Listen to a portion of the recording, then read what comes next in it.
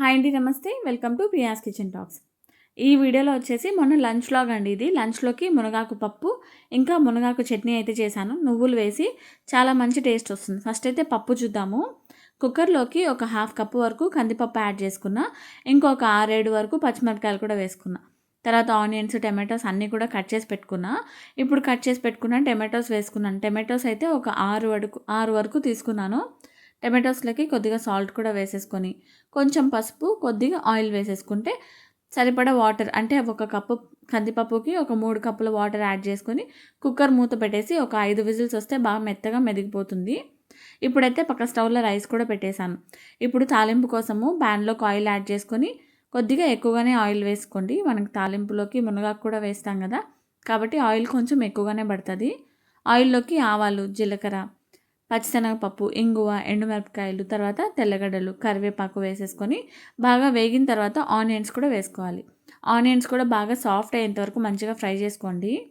మామూలుగా మనకి పప్పులోకి తాలింపు ఎంత బాగా వేగితే అంత టేస్ట్ వస్తుంది కదా. సో అలానే కొద్దిగా ఎక్కువగానే మంచిగానే తాలింపు అయితే ఫ్రై చేసుకోండి. ఈ గ్యాప్లో పప్పు కూడా బాగా విజిల్స్ వచ్చేసాయి. దాన్ని కూడా ప్రెజర్ తీసేసి పక్కనే పెట్టేశాను.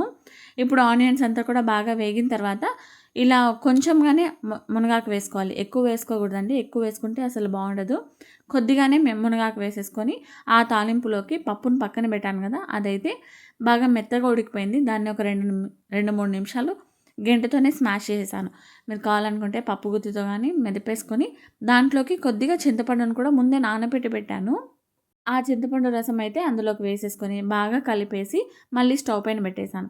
ఇప్పుడు మనకి వేగుతుంది కదా తాలింపు, ఆ తాలింపులోకి మెదిపి పెట్టుకున్న పప్పునైతే వేసేసుకోవాలి. వేసుకొని లాస్ట్లో ఒకసారి ఉప్పు కారం చెక్ చేసుకోండి. ఉప్పు కొంచెం తక్కువైంది, కొద్దిగా సాల్ట్ యాడ్ చేసుకొని లాస్ట్లో ఒక 2-3 నిమిషాలు బాగా ఉడికించి పొంగొచ్చిన తర్వాత కొత్తిమీర వేసేసుకొని పప్పు అయితే అయిపోయింది. రైస్ కూడా అయిపోయింది. దాన్ని కూడా స్టవ్ ఆఫ్ చేసి పక్కన పెట్టేశాను. మునగాకు పప్పు అప్పుడప్పుడు ట్రై చేయండి, చాలా బాగుంటుంది.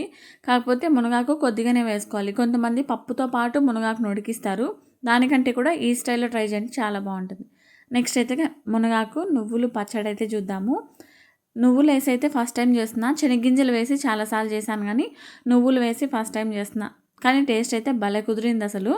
ఫస్ట్ అయితే ఒక హాఫ్ కప్పు వరకు నువ్వులు వేసుకొని తెల్ల నువ్వులు తీసుకున్నాను. ఏదైనా తీసుకోవచ్చు. నువ్వుల్ని మంచిగా లో ఫ్లేమ్లో పెట్టి బాగా ఫ్రై చేసేసుకొని పక్కన పెట్టేశాను. ఇప్పుడు అదే ప్యాన్లోకి ఒక పెద్ద కప్పు వరకు మునగాకు తీసుకున్నా. మునగాకును కూడా లో ఫ్లేమ్లో పెట్టి బాగా ఫ్రై చేశాను. ఆ మాయిశ్చర్ అంతా పోయేంత వరకు బాగా ఫ్రై చేసుకోవాలి. కావాలనిపిస్తే కొద్దిగా ఆయిల్ని కూడా వేసేసుకోవచ్చు. వేసుకొని బాగా ఫ్రై చేసేసుకోవాలి. ఇప్పుడు మిక్సీ జార్లోకి పక్కన పెట్టేసుకున్న నువ్వులు వేసేసుకొని ఒక పల్స్ ఇచ్చేస్తే బాగా మెత్తగా పౌడర్ అయిపోతుంది. నువ్వులను అయితే మిక్సీ పట్టేసుకోవడమే. ఇప్పుడు అదే మిక్సీ జార్లోకి, అంటే సపరేట్గా మిక్సీ పట్టుకోవాలి. ఒకటేసారి పెడితే ముద్దలాగా అయిపోతుంది, కాబట్టి సరిగ్గా మెదగదు.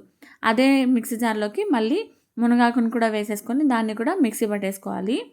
ఇప్పుడు అవన్నీ కూడా పక్కన పెట్టేసి ఇప్పుడు ప్యాన్లోకి మళ్ళీ ఆయిల్ యాడ్ చేసుకొని జీలకర్ర ఒక స్పూను, ఒక 6-7 తెల్లగడ్డలు, ఒక 4-5 పచ్చిమిరపకాయలు వేసుకున్నా.